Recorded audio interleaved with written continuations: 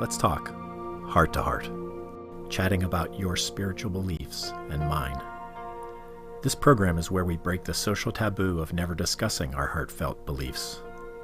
In a disconnected world, it's easy to feel isolated and alone.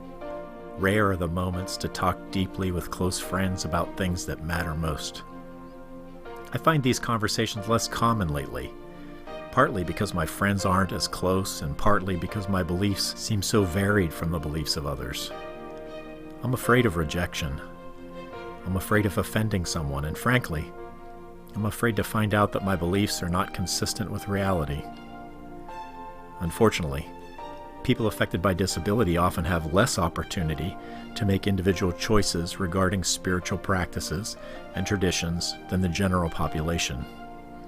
So that's why we're here, and that's why your comments and replies are so important. This is our chance to once again have that type of conversation together. Conversations about what matters. Let's talk, heart to heart.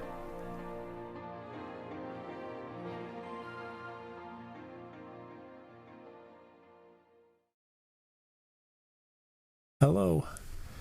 Welcome to Let's Talk Heart to Heart one more time. I think this is our 10th meeting together talking about spiritual things.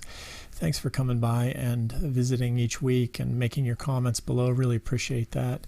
Please invite your friends. We'd like to expand the conversation to a wider and wider audience so we can get more and more input on these various ideas. We're in the middle of a series. We started by talking about your worldview, whether you begin with a self-centered worldview or whether you begin with something bigger than yourself. For instance, the Creator as your worldview beginning point. That makes all the difference in how you view things and how you view yourself.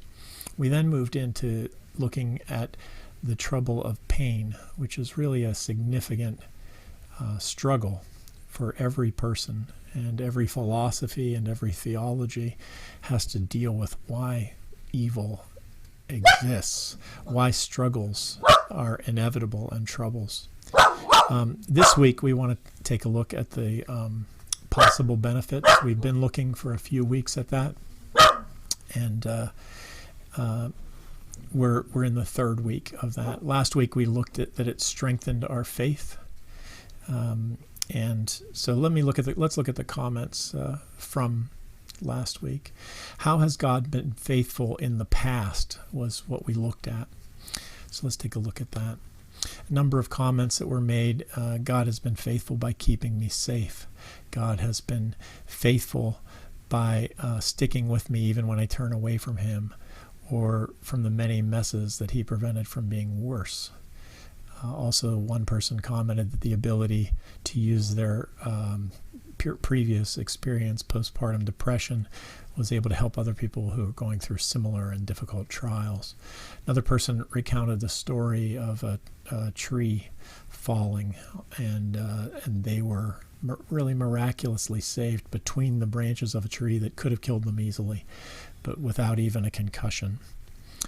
So this week we're going to move on though now to suffering, troubles, building patience and perseverance. So let's take a look at that together. These are my ideas. These are 5 ways in which I believe troubles actually are beneficial to us. So that's what I'm trying to do, is show you 5 benefits of trouble in life, of those inevitable evils and the bad things that happen to us. Some of the benefits that could come from that. Let's take a look at that together. I'd like you to meet my friend Joe, and that's his wife Judy. They were brief acquaintances from a camp that I have attended, and they were part of the leadership team at that camp. And Joe is a wheelchair user, and Joe came to a camp when we just started it here in Western Pennsylvania, at a camp at Jamonville. That was really a lovely setting, but it was on a mountainside. And as a wheelchair user, that was a challenge to him. Joe, though, is extraordinarily independent. He is capable in and of himself as anyone you know.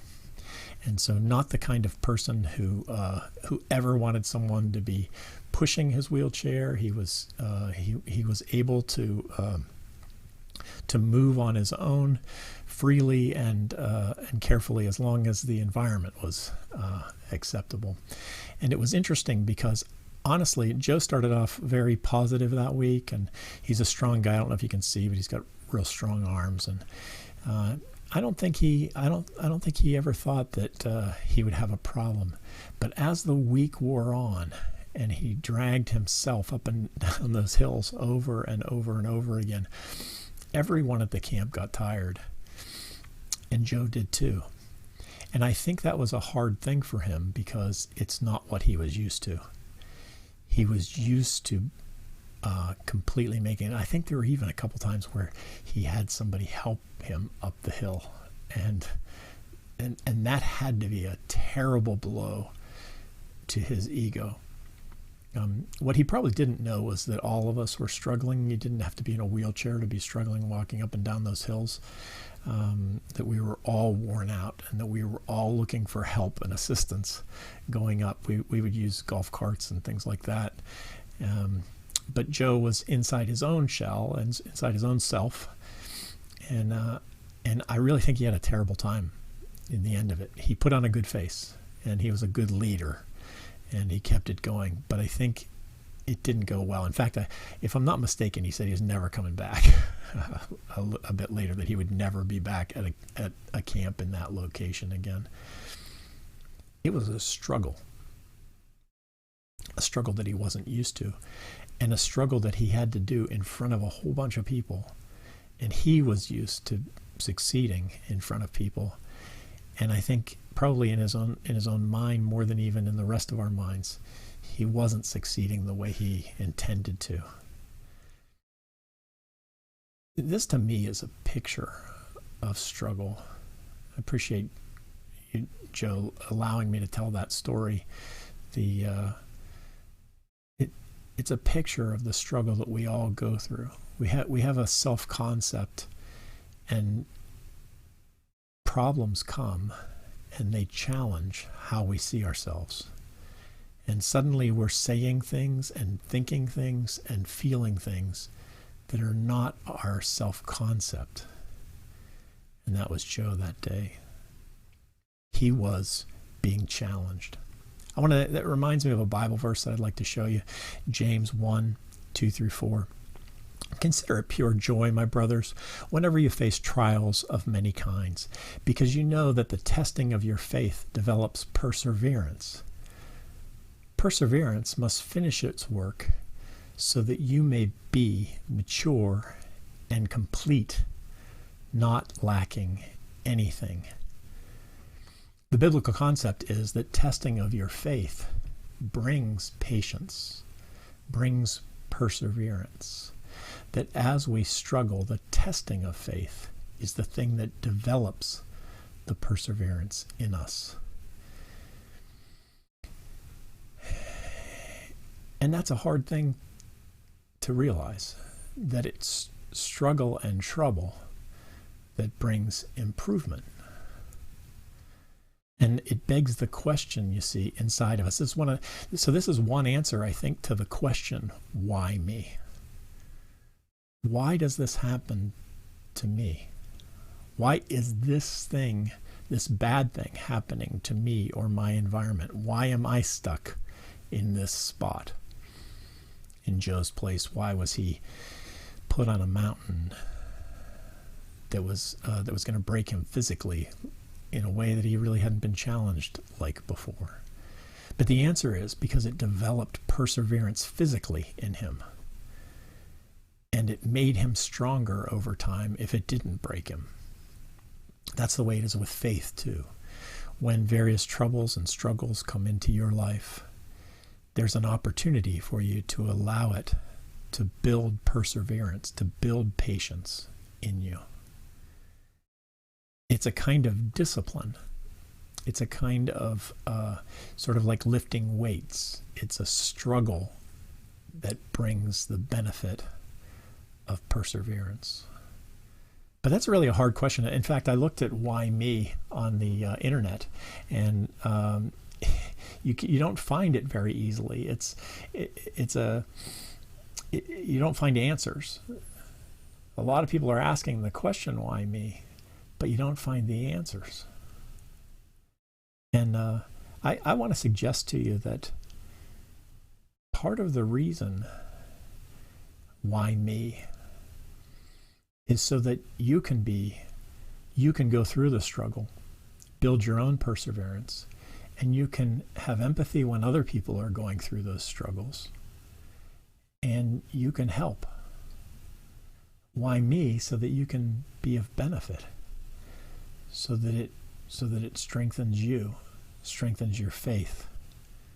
I think that's a reason. I think that's one of the answers to why me. I'm not sure it's a completely satisfying answer, but it's a start. It gives us something. Why me? So let me move to the question of the week that I'd like for you to grapple with. Do you think perseverance really is an important trait? Yes or no? Do you think it is? Do you think perseverance is important in life?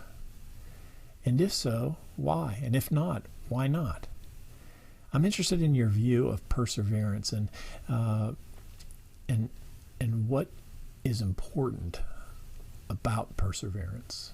Perseverance in yourself and perseverance in others. If you think about it, we sort of view life through two lenses. It's sort of, what would we say to someone else is one lens, and the other lens is, how are we feeling? And I'd like you to grapple with that a little bit.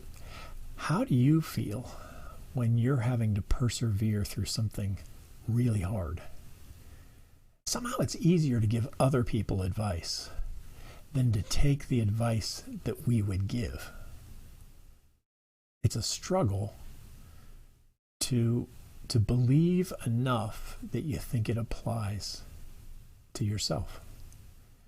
So I'd like for you to think about this question, and why is perseverance important for someone else to have, even if that someone else is you? Is it important? And if so, why? And then contemplate. Think a little bit about how that applies to your circumstance today, the advice that you would give to someone else. Leave your comments below. We'll take a look at them. We'll include them in next week's show, and we'll look at the fourth trait that the positive benefit of trouble. But think about this one for this week. Perseverance. Do you think it's important? And why?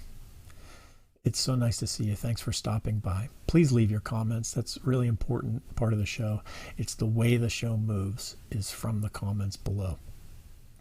We'll see you again next week on Let's Talk Heart to Heart. Take care.